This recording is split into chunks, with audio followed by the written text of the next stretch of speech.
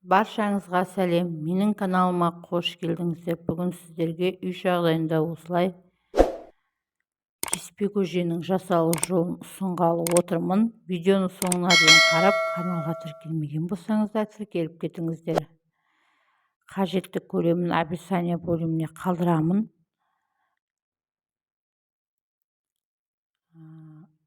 150-200 граммдай ұнымызға 1 жұмыртқа, 50 граммдай су, шай қасықтың ұшымен тұз салып, осылай жақсылап алдымен нанымызды илеп аламыз. Қамырымызды шағын ғана кішкентай бір зуала илесек жеткілікті. Осылайынан жақсылап үйуін қандырып, илеп төңкеріп қоямыз. Қазанымызды қыздырып, сұйық майымызды құйып қыздырамыз. Бізге ет, кез келген ет бола береді. Пияз, болгар бұрышы, қызанақ, картошка, сәбіз, өз қалауларыңызша қоса бересіздер.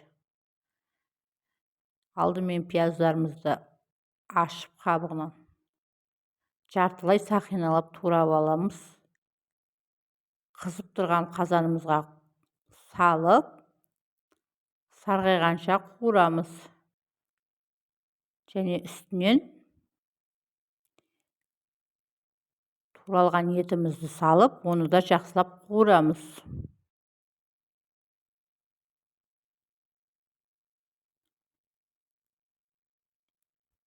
Келесі кезекте болгар бұрышы мен қызанағымызды да өз қалауларыңызша турап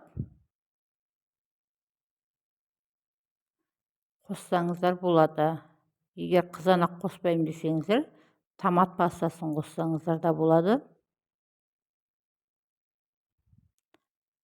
Барлығын жақсылап қуырып аламыз.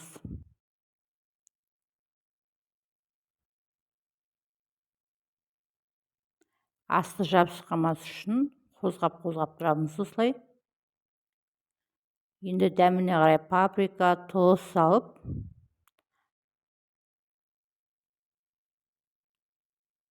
тағы да жақсылап араластырып қуырамыз. Енді кезекте сәбіз картошкаларымызды да осылай турап шығамыз. Өз қалауларыңызша турай берсеңіздер болады. Картошканы ең соңынан қосамыз. Тез пісіп, езіліп кетпес үшін.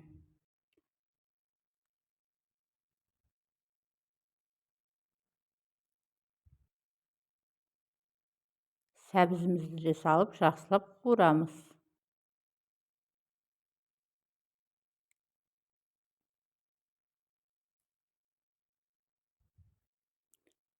Барлығын жақсылап қуырып алғаннан кейін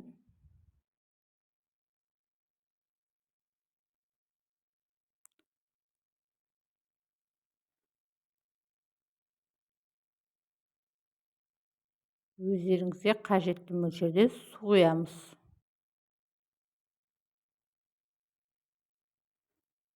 Және де 2 кусок лаваш жапырағын салсаңыздар болады. Мен үлкен тостақпен 2 тостақ су құйдым. Және де тұз салдым.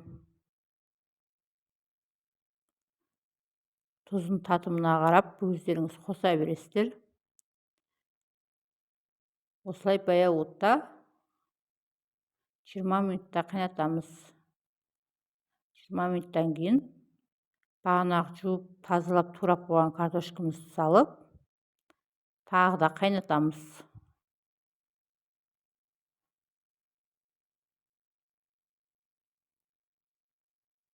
Келесі кезекте қамырымызды жаятын боламыз. Осылай үйі қанып тұрған қамырымызды осылай күлшелейміз, суалап. Жұдырығымыздың көмегімен осылай күлшелеп шығамыз. Жайып.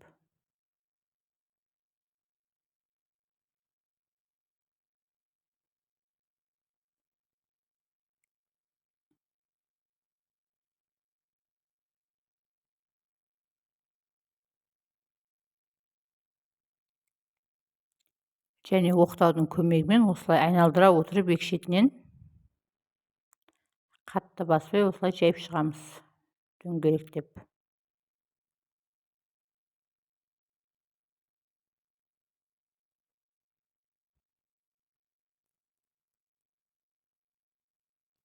Видео ұнаса лайк басып, комментарий жазып, өз пікірлеріңізді қалдырып отырыңыздар. Қазақша каналымның дамуына өз үлестеріңізді қоса отырыңыздар.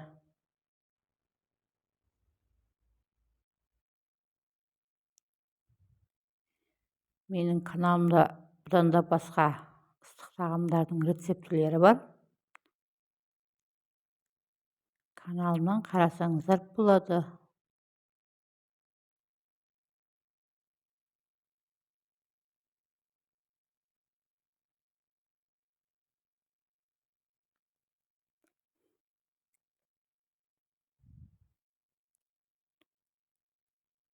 Кеспе көжеге аса қатты жұқа қылудың қажеті жоқ, шамалы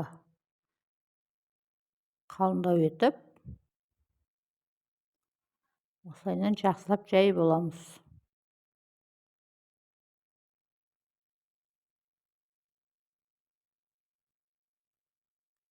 Осы жұқалық жетіп қалады көжеге. Енді осындай таза простыня болмаса шашықтардың үстіне осылайынан қаязығанша кептіріп қоямыз. Аса қатты қатып қалмасын. Осылай 10 минут, 15 минутқа қалдырсаңыздар жеткілікті. Менің қамырым 10-15 минут тұрып беті қаязып қатты. Оқтауымызға орап осылай ортасынан кесеміз. Және де тағы ортасынан бөліп алып, екі қайырып осылайынан жұқалап жіңішке етіп турап шығасыздар.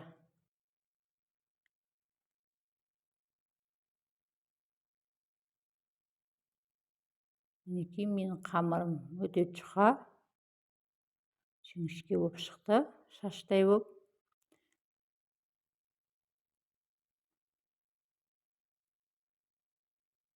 Жайған қамырларыңызды жақсылап кептіріп алсаңыздар, турауға осылай ыңғайлы болады. Жабыспай әдемі туралатын болады.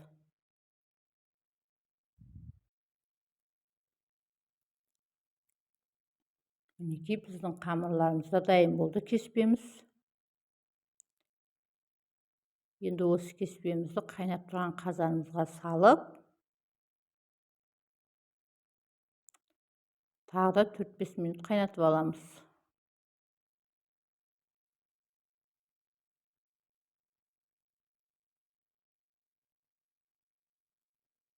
Қақпағын жауып 4-5 минут қайнатып,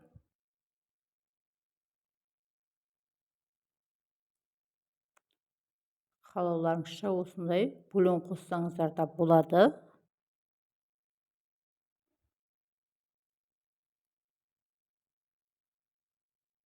Өз қалауларыңызша ол.